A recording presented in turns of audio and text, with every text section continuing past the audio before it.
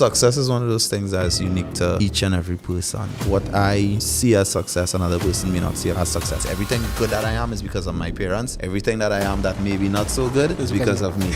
But this country has many blessings, and it's just for us to really continue to make the most of it. Life is about so much more than money. It's about so much more. It's about that legacy that you're leaving for your family. It's that legacy that you're leaving for your friends. It's the way you live. It's so much more about the way you live. We always speak about their successes, their great achievements, but we never dive into their failures. Yeah. Not understanding is that through their failures, that as well brings forth their success. So my question to you, Hans. Failures? Yes. Real plenty. Welcome to another episode of the Blueprint Podcast, a space where we are going to dive deep into thought-provoking ideas, where we're going to have authentic conversations, and where we are going to explore the possibilities. I am your host, Dr. Jelani Reed, medical doctor by profession, an activist by passion, and a lifelong student of learning and transformation. On our episode, we have a special guest and none other than Hans Des Vignes. Hans has over 2 decades of conversations, shaping the conversations and minds of individuals across Trinidad and Tobago on radio, on television, and in the production room. And most recently, has started mentorship and societal advocacy. Hans is not just a media personality, but he is an individual who has designed and become an architect of influence. And today, we are going to dive behind the mic and find out who Hans Des Vignes truly is. So Hans, welcome to the Blueprint. Thank you very much, Jelani, for having me.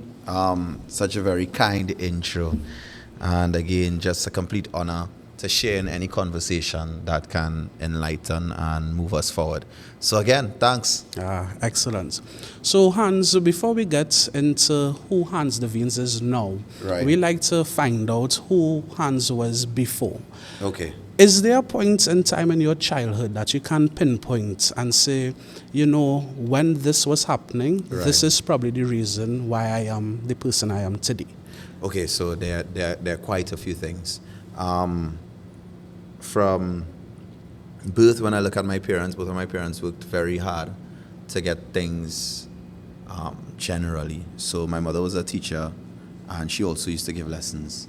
My father, as most people know, is a forensic pathologist. What a lot of people don't acknowledge or realize is a lot of my younger life, my father was actually studying, which means that people may think that, it's a full bed of roses, but along the line, sacrifices had to be made because, again, my father, he was fortunate enough and smart enough in some ways, or just gifted enough in other ways to get national scholarships. So a lot of his education came through scholarship programs, things that were put in place by the government, and he was able to educate himself in a way above and beyond what may have been his wildest dreams growing up. So again, that possibility. So when we go from my parents, that's the first influence. Everything good that I am is because of my parents. Everything that I am that maybe not so good is because of me. Right? So yeah, I'll tell you the first thing. Growing up, I used to swim at Diego Martin Community Pool, and what happened is a few of the more talented athletes, so to speak, we were brought into training at Marlin's Pool by St. Anthony's Grounds in Diego Martin, and we used to do that every Saturday morning for 6 o'clock in the morning. So that's when we used to have to reach for 6 o'clock in the morning. So on the way, one of my friends, Keron George, we would pile into his father's car. His father would pick us all up, and we would be going to swimming. And on the way, there would be a Dr. Hyde and Matsy Miller cassette in the car, and just hearing the music over and over. And my neighbor growing up being Alicia the Duchess, I had this kind of love. I developed this love for music and this idea that DJing could be something that I can get into in the future. Well, it's something that I wanted to do. It seemed entertaining. It seemed very attractive to me. In my mind, my goal was to be a pilot. My dream was to be on radio. So that's what it was for me. A goal and a dream. The goal being something that you think could be possible. The dream thinking is something that is impossible, right? So that influenced me.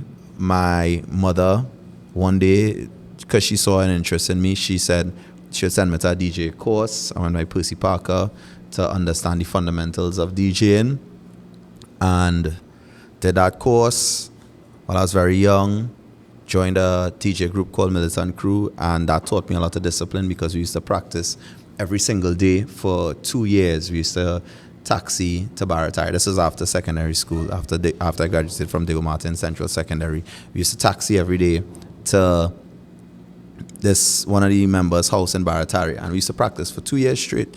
We would go there, practice, we would do that. And then one day we got the opportunity to be on a show called Party Flavor. I can't remember what it was then, but it was like a video show that I used to show during the vacation. O'Brien Haynes used to host it, and A.V. St. Hill also was a host. And after that, my media career started to go in a direction, and it just the wheels started to turn and turn and turn and turn and turn. So those moments all influenced who I was and who I became. And somewhere along the line, I got the opportunity to work with Lisa Wickham just before I got pulled into Synergy TV. And Lisa taught me so much. People talk about mentors, and often we talk about mentors for men being mentors for men.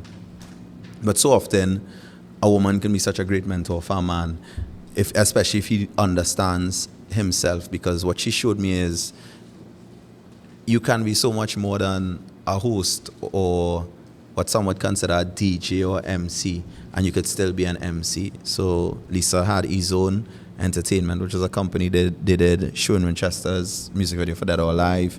They did lots of productions. Up to this day, they still do a lot of productions. And she, in between all of that, she still was doing hosting, and she also had an MBA. And that was something that at the point in time seemed very impressive to me, if I'm being quite honest. I was doing CAT at the time, then went on to ACCA. After ACCA, there was that gap, and during the pandemic, I decided to do my MBA. And that's basically how, those are some of the moments that shaped where I am today. I mean, there's so many more, but that's an idea, a roundup sort of the story of how we got to this point. So it's interesting. So we had a dream to be a pilot. Yeah. Right? No, a goal to be a pilot. A dream to be on radio. Right. A goal to be a pilot, a dream to be on radio. We have the background of a teacher as a mother. Yeah. And a forensic pathologist as a dad. Yeah. Right? Then from all of that, we then moved into accounting. Right. In terms of career path. So it's funny. So I started CAT because when I finished secondary school, having all my passes, 16 years old, what do you do from here? Do you go and do sixth form? It wasn't the right environment for me. I was too young to go and get a light aircraft license because the minimum age is 17. So my plan in my head at the point in time was to get a light aircraft license and then go commercial after.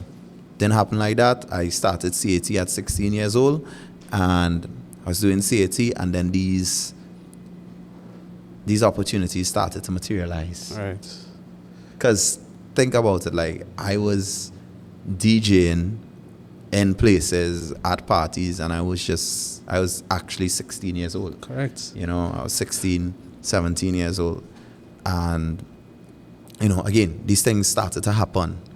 And I just started to see the dream could become a reality. Right. So I did see it in the meantime, and it was almost a kill time. And while doing CAT, I got a job in a video production company, Visual Arts and Production, right, with Timmy Mora.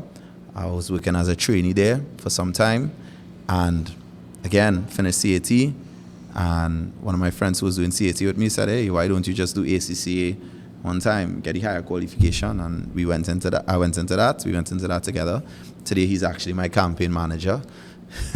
Ironic how life. Yes. It's funny how life just kind of comes around, correct, right? Full circle. Yeah. So it's been those moments and those journeys that have all brought me forward. to this point. Yeah. So, Hans, now, before I get to this next question, my question to you is, how did you know that you were maintaining the right path for you? I think when we look at life and who we are, we should question quite often, are we living a life that would make those that have gone before us proud and that would set an example for the next generation? I by no means am perfect, but I will say every step along the way I've had mentors, I've had people just give advice. I've had that. Some of it because I asked, some of it because people saw the potential in me. Okay. And when did you realize the true weight of your influence? I don't know. you know? So where I am now, I think it's more of a responsibility. I don't see weight of influence as, having this power, but I think if you live the right way, you could influence someone somewhere along the line. And even if you live the wrong way, that's the truth. The truth is, whether you live right or wrong, you could influence in a serious way.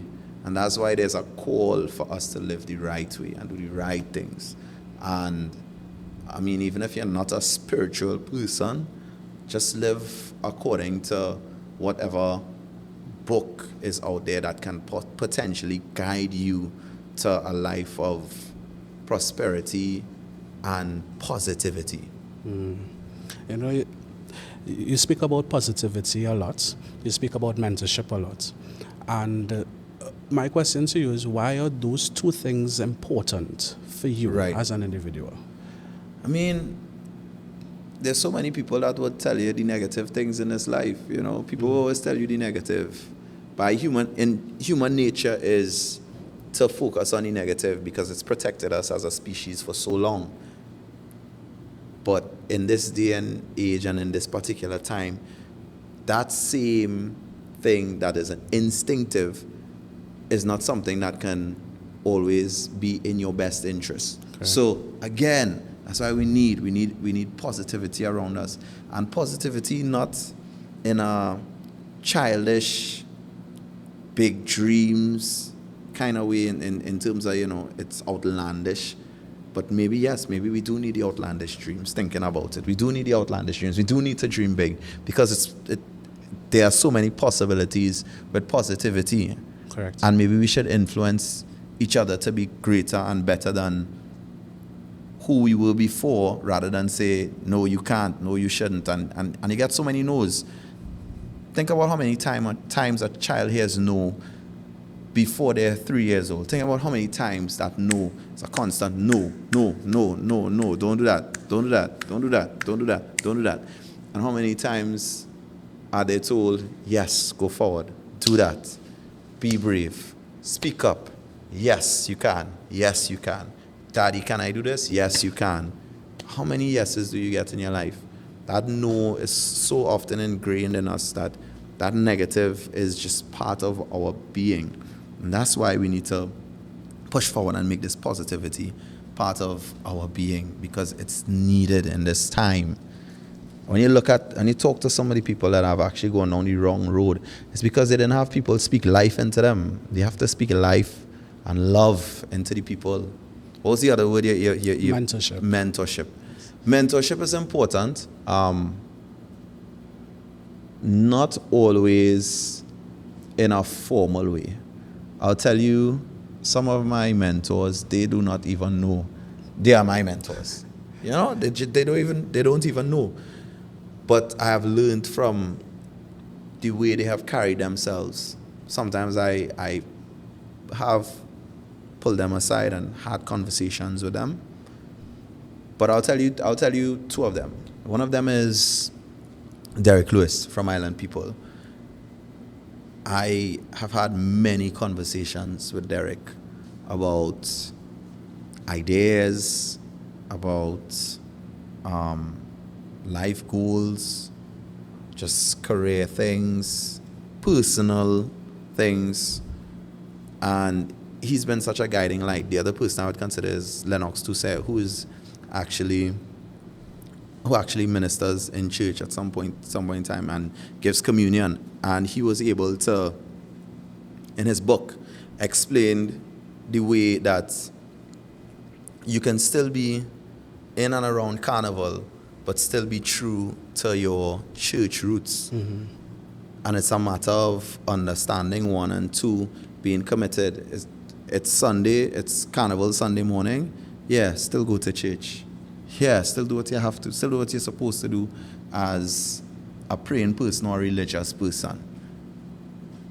Don't be a slave to the things and the environment. Know where you stand.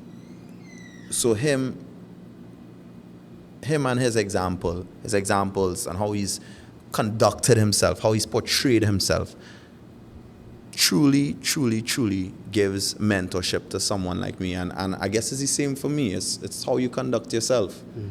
I mean, and I don't mean to go into this so early, but when you look at some of the things that are being said about me and about some of the other people, it's a choice to not respond. You know, it's really a choice. It's a conscious choice not to respond, because that just carries us down the same road. Mm. So, Hans, it appears to me that you have reached a level of consciousness in this stage of your life where you are mentally liberated from, let me put it to you this way, growing up at different decades of one's life. Yeah. You study about what people have to say. Yeah, and you take a lot of time, with that. You know, sometimes as a young person, you may have an idea, right, and an individual who probably you looked up to, you went to them, you spoke to them about it, they say, nah, no, right? Yeah. How does one reach to your level of consciousness and to be able to turn your back away from all the noise of life and truly be yourself? Okay, so two things. Two is one, through that mustard seed of faith. You know, people often talk about the mustard seed of faith. The mustard seed of faith, I'll give you a little story. I have a friend who, after secondary school, went to university. He was president of the Christian Student Guild. And at that point in time, he didn't have a job. And I was saying to myself, but this man is crazy. And then one day he was like, Hans, everything was just kind of provided. Because he preaches now. Everything was just provided. God just provided. He say, I had faith, somebody just came, gave me and my wife a car. Then we found our way and we just end up with a house and we just end up with things because we just have that faith in God. And I didn't understand it that much until I was doing some construction. And in doing my construction, it's almost like every time I needed money, God provided an avenue for earning. That's one. So it's about a mustard seed of faith, and that's grounded in spirituality. And in my mind, I'll be very honest with you.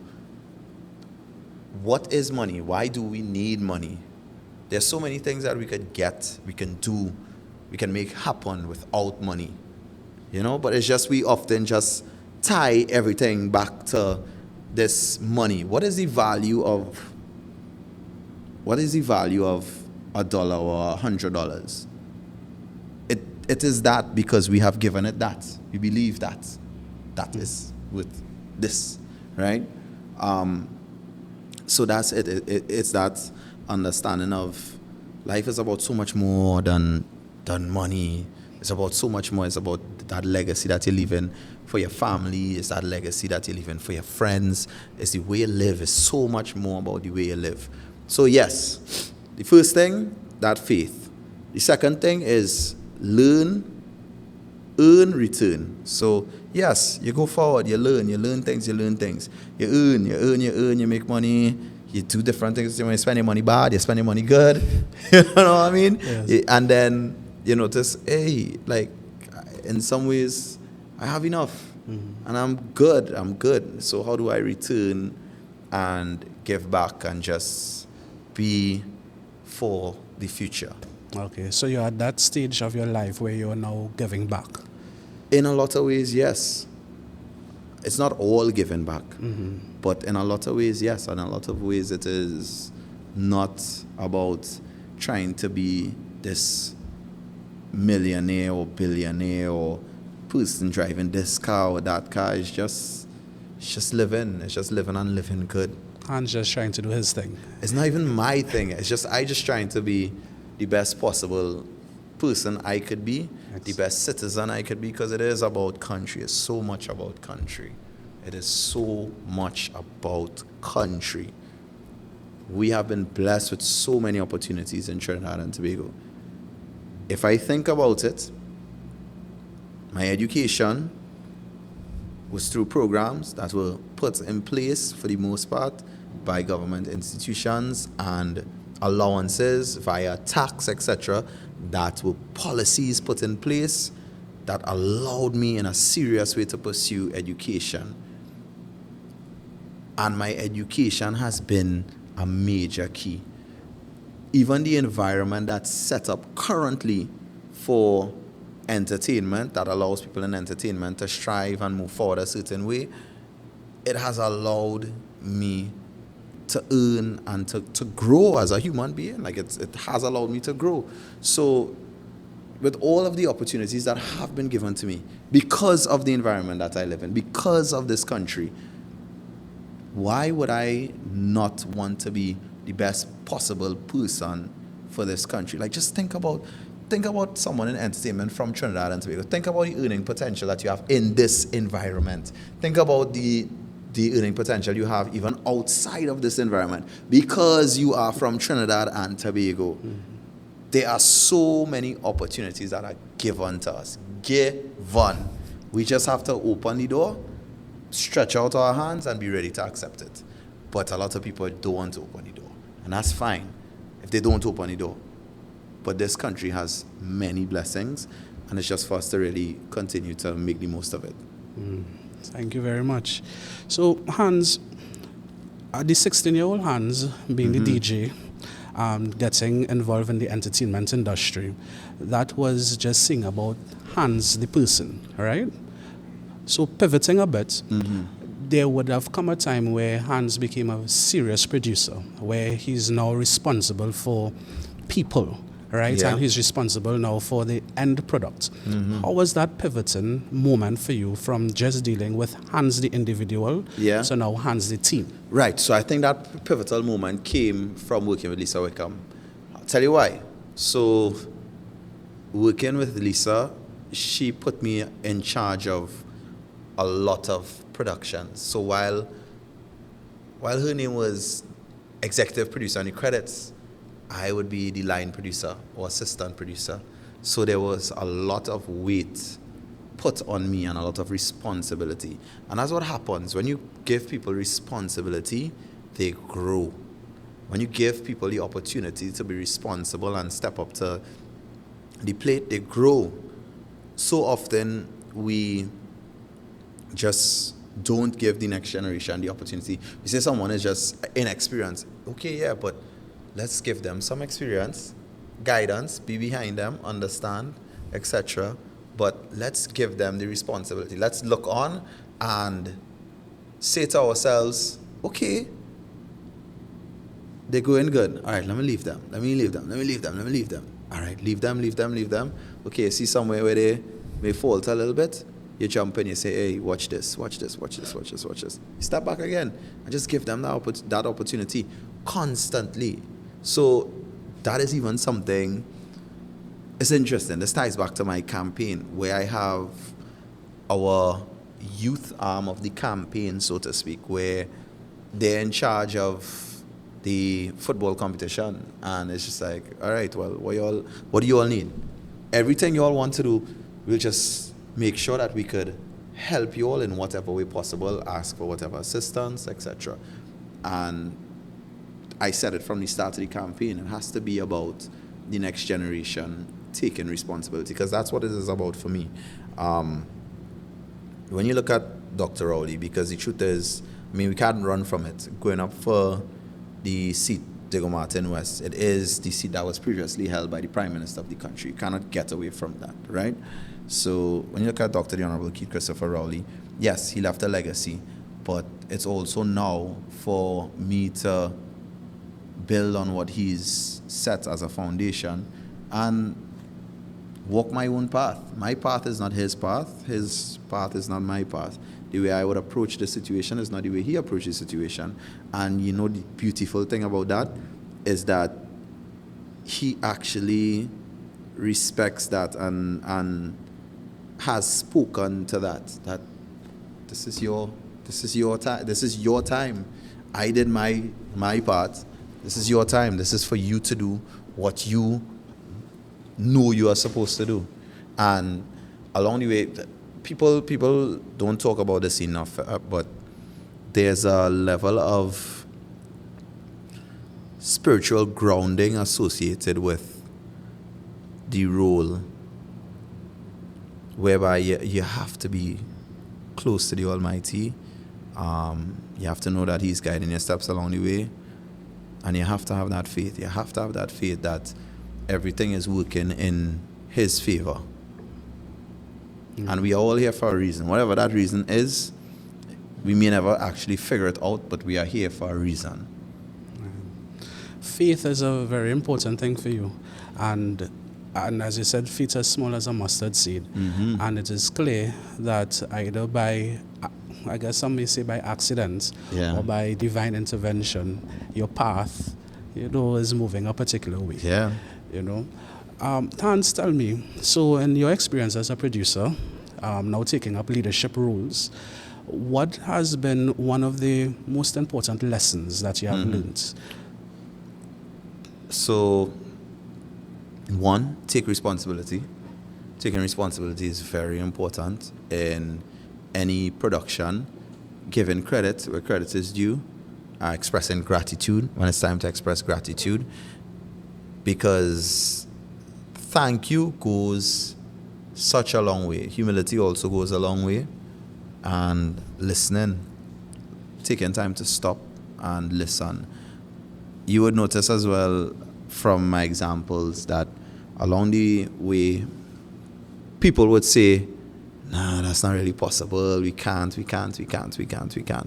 But I am a can person. I believe. I am a person that believes that so many things are possible. Give you a little joke. ACCA, final exams. 4 exams at once. Someone in the class was like, listen, if you cannot do these 4 exams together, that makes no sense. It's going to be too difficult. It's going to be too much work. I was like, nope, I am doing my 4 exams. Do not tell me anything. Okay, bye. Thank you very much. Thank you for your advice, but no thank you. What did I do to pass those 4 exams? Sacrifice. Every day, you get up. So I'll tell you my schedule when I was finishing ACCA, because as much as I did an MBA, nothing was more difficult than finishing ACCA, right?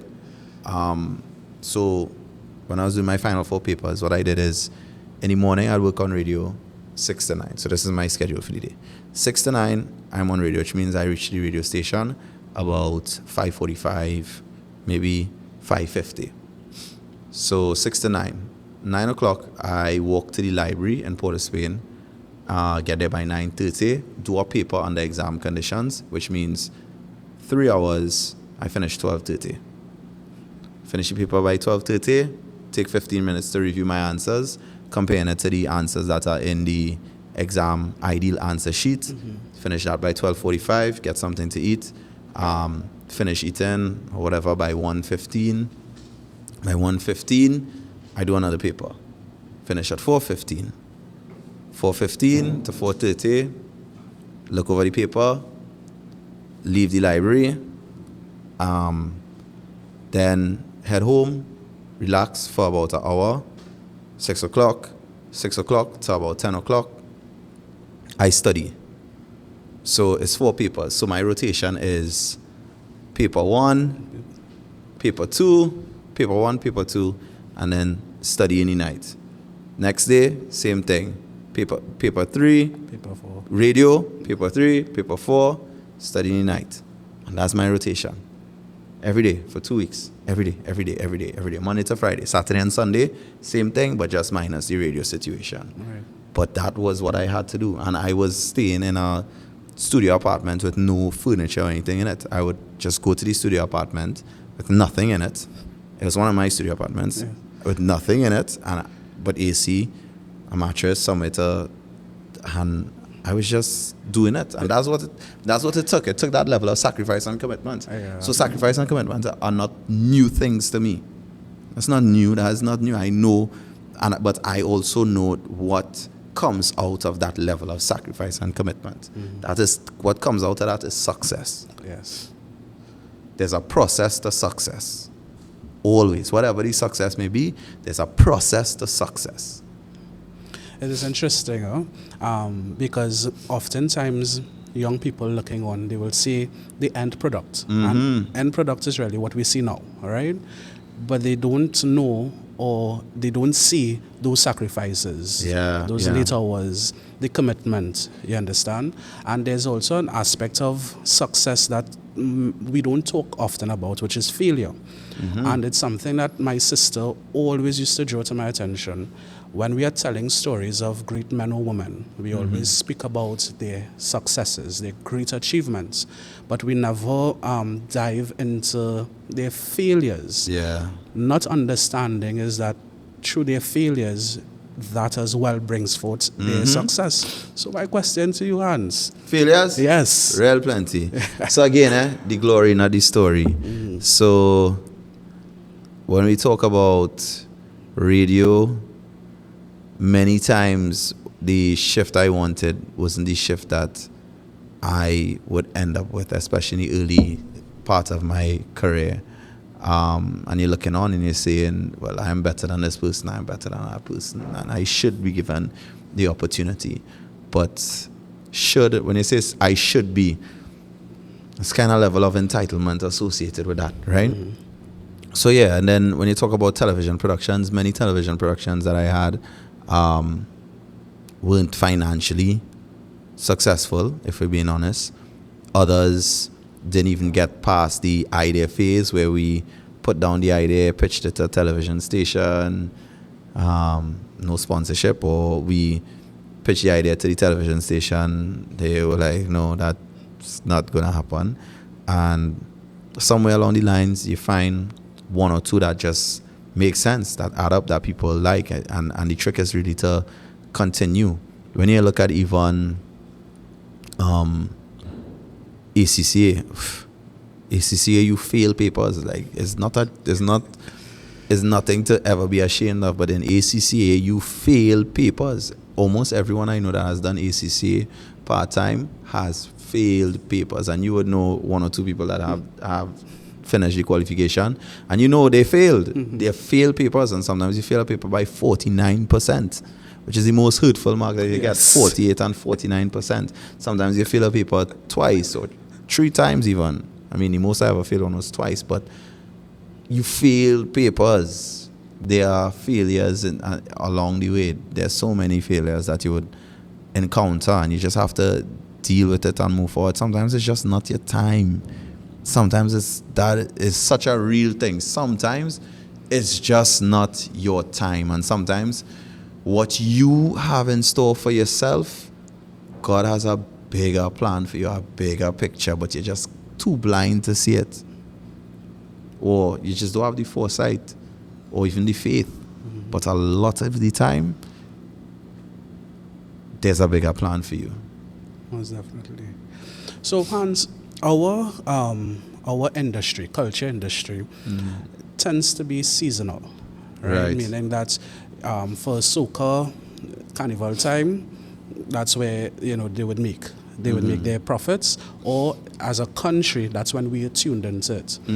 What are some things that you think that we can do to change that? Gosh, I love that you asked this question. So our culture is year-round. Have we marketed it and used it as a year-round thing? The answer to that is no.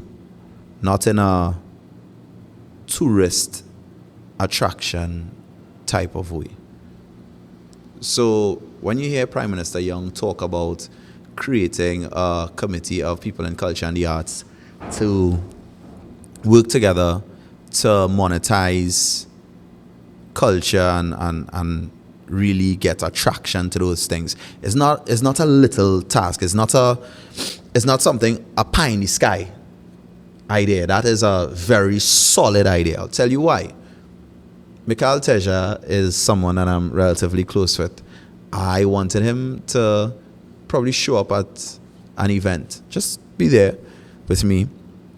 And he's not in the country because he's touring already. Carnival just finished. So when we look at our artists make money year round, sometimes even more outside of Trinidad and Tobago. When you look at our costume designers, outside of Trinidad and Tobago, there's still DJs, MCs, there's still thriving economic activity outside of Carnival time, what we consider Carnival time. Added to which, when we talk about culture, a lot of times we focus so much on Carnival that we miss all the other elements. Part of our culture is also Diwali. Trinidad and Tobago has the biggest Diwali celebration in the Western Hemisphere. This is something that can definitely be attractive to people all over the world. When you talk about Diwali as well, some of the Hindu customs, because Hindus came to Trinidad and Tobago with these customs, you have some Hindus in Trinidad and Tobago that practice elements of Hinduism that aren't even practiced in India anymore, because there was that need to hold on to the culture. Because obviously coming into this, you have your small bag, Correct. like they say. You pack your small bag and you walk with it. That's it. So you hold on to the elements of your culture. You hold on to it. When you look at emancipation, the First Nation to get emancipated, celebrate emancipation as a holiday, we could potentially have the biggest emancipation celebration anywhere in the world. When you talk about Parang, this is the home of Parang, and whilst people may look at Parang as, Parang, throughout the Caribbean, they do play Parang, and Parang soca. So there's another opportunity there as well. And the way we celebrate Christmas, there's an opportunity there as well. Then we talk about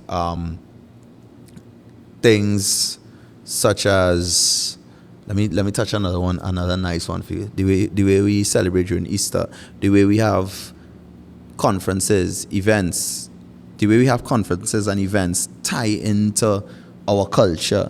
The fact that we have steel pan and what we could do as a steel pan event during the year, like there are opportunities for that. Like there are many opportunities for us to execute. Even band launch season, people fly into Trinidad and Tobago for band launch season. So you see, there's such a great possibility for culture and the arts to really be how we earn foreign exchange and how we earn as a country generally, and get that economic activity. You know how much we made for Carnival in 2024? You have any idea?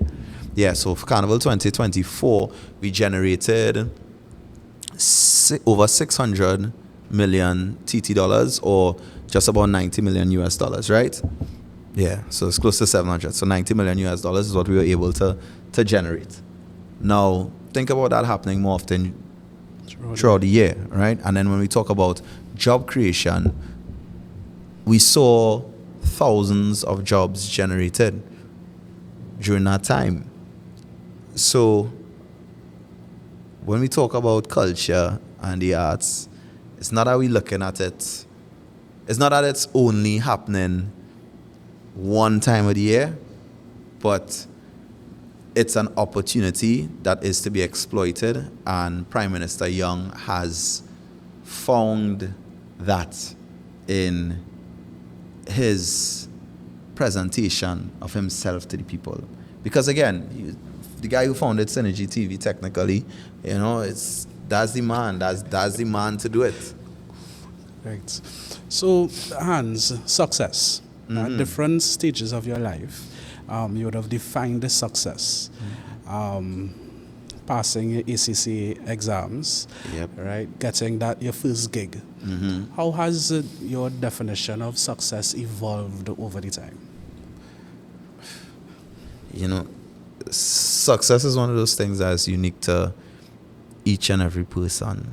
What I see as success, another person may not see as success, and then something I may deem as minor, someone would deem as major, as a success. I think everyone has their definition of success, but it's what you feel. It's what you feel when you achieve something that, you know, makes you say, yes, this is a level of success. I am successful. I have done this. And so, for example, perfect example, I like running 5Ks, right? Because 5Ks are so many different things happening at once. On one level, someone is trying to win the race. The person that wins the 5K, yes, winning was their success. Then you have people who just want to beat their time. Okay, I did a 5K in 30 minutes last time. I did it in 27 this time. Next time I might be able to do it in 26. Who knows? For some people, it's just completing the 5K. It's completing the 5K running or jogging. Then some people, their success would be completing the 5K walking. So you have so many different levels of success. And I think the 5K is a great analogy for it. And that's why I like the 5K. Okay, so we have reached a point in our conversation where we call it Rapid Blue. So I'm going to ask you some questions, and the first, without thinking too much, first thing that comes, you're going to see what it is, right? Right. So who was the most random celebrity you ever met? Richard Branson. Okay, nice. Which Actually, no, Talib Kweli. When I was younger, 16 years old, 17 years old, we were at the radio station, and we were on, me and the guys, we were overnight, and we were playing Just to Get By, and he walked in the radio station in Trinidad and Tobago and gave us a copy of the record. Yeah, that's how I met Talib Kweli.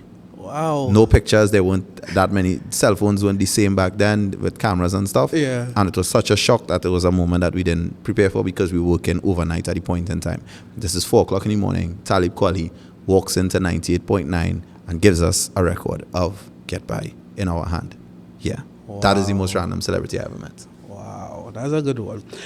Which Trinidad slang would you fight to keep? Fight to keep? Yeah. Cockroach and no place in fall party. No place. Who's a young creative in Trinidad and Tobago that needs a spotlight right now? Oh boy, so many. I would go with Jimmy October, off the top. Jimmy October. Jimmy needs more of a spotlight. Nice. If your voice was a superpower, what would that power be?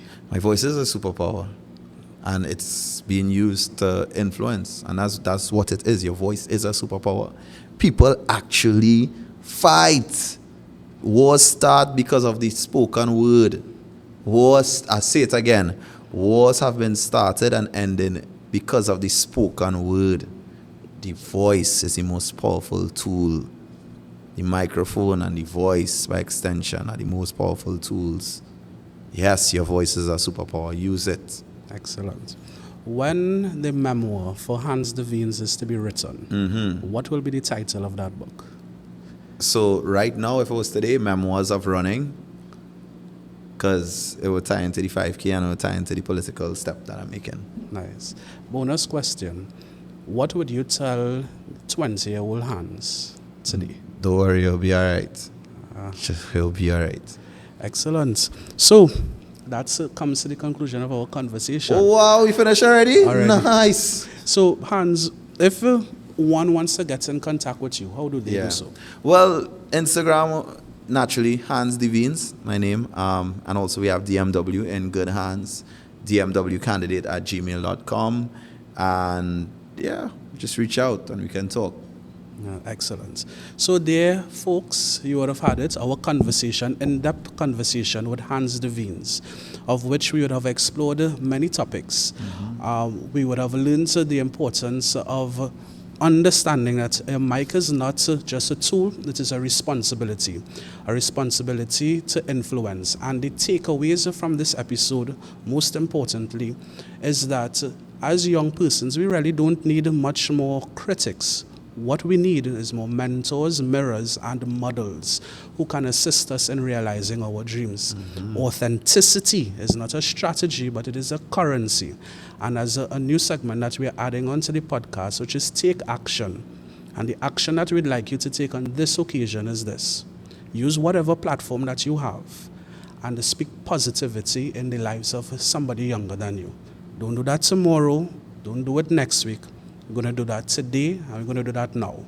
So until we meet each other next time on the Blueprints podcast, we would have heard the handles for our guest today, Hans Des Vignes, and like, subscribe, follow us on the Blueprints podcast 2025. And don't forget to email us at gmail.com, where you can nominate who you think should be the next guest on the Blueprints. Thank you until we see each other again. Thanks a lot, man. Yeah, man. Thanks so much. Yeah.